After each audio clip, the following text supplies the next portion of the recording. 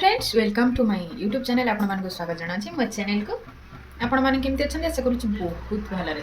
चलंत आज blog start एठी सकाळ सकाळ आसिकी हबी धरे देले हातरे टिके दहीबरा आउ आमर सकाळे प्राय आसे दहीबरा जदि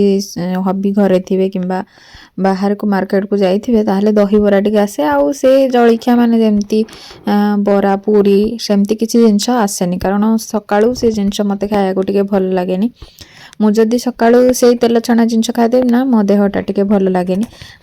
दिनटा जाक बहुत खराब लागे देहटा आउ एठी आमे समस्ते माने क्रिशु मु आउ हबी तीन जन जाक मिसिकी खाइ देथिलो मु क्रिशु को मध्य से जिंस खाए टिके टिके राग ताको मु अभ्यास करोची कारण जुआडे बाहर को गले भी हैरान हवा को पड़बनी कारण जो जिंस रहले एडजस्ट कर दे परबो आउ खाइ साला परे एठी टिके पी देथिलु सतरे जाटा मस्त लागुथला दिने दिने एम्ति केमती हुए के जानी बहुत सुंदर टेस्ट लागे आउ प्रथमे मु कोन करथिली कहले चापती टाको टिके भल भाबरे फुटे देथिली तापरे अमूल फेंटिकी से टिके पके देथिली आ सब बेले चारे मने रखिबे जे चीनी कि मिश्री पकांती टिके फुटी सारला परे चाहरे पकेले तार माने टेस्ट आछे पानीचिया टाइप रो लागेनी चाहटा भल लागे आ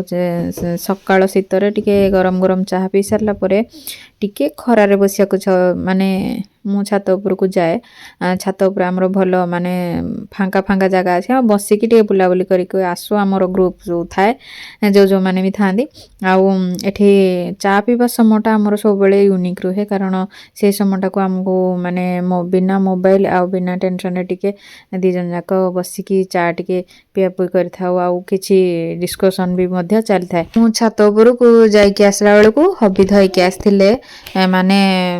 मटन धर के आसले पुणी चिकेन धर के आसले आ मु तांके बारंबार मना करथिली जे माछ फ्रिज रे अछि किछि आनिबनी किंतु से न मानी की जाई की धर के आसले कहले मटन टा कर दउ बापा मामा पई टिके मु नै देबी आ चिकेन टा आम पाई माने जो केएफसी चिकेन टिके छाणी दो तेणु मते बहुत चिड़ा लागुतला कौन करबी एमती भाबी कि ना एते विरक्त लागुतला माने एते आमिष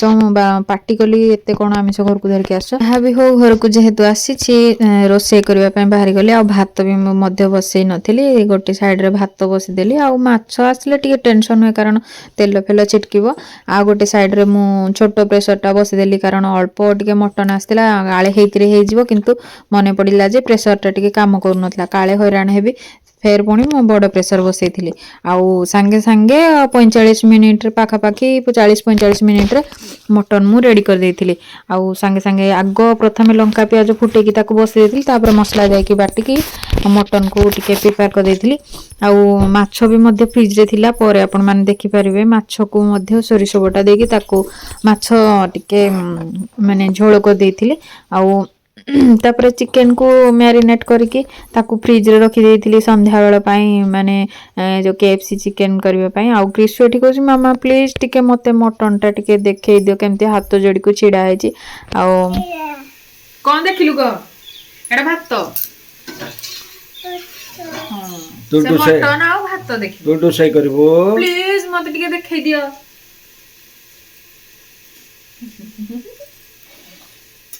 या भितर बासन भी मध्य माजी नथिली कारण तर तर हेकी प्रथमे टाइम हे गलानी जेहेतु मटन टिके बापा मा पाई नै देबे गोटे बाउल रे ताको आग प्रथमे धोई देइथिली सब आडे आमिष कर नथिली धोई साला पर ताको मटन माने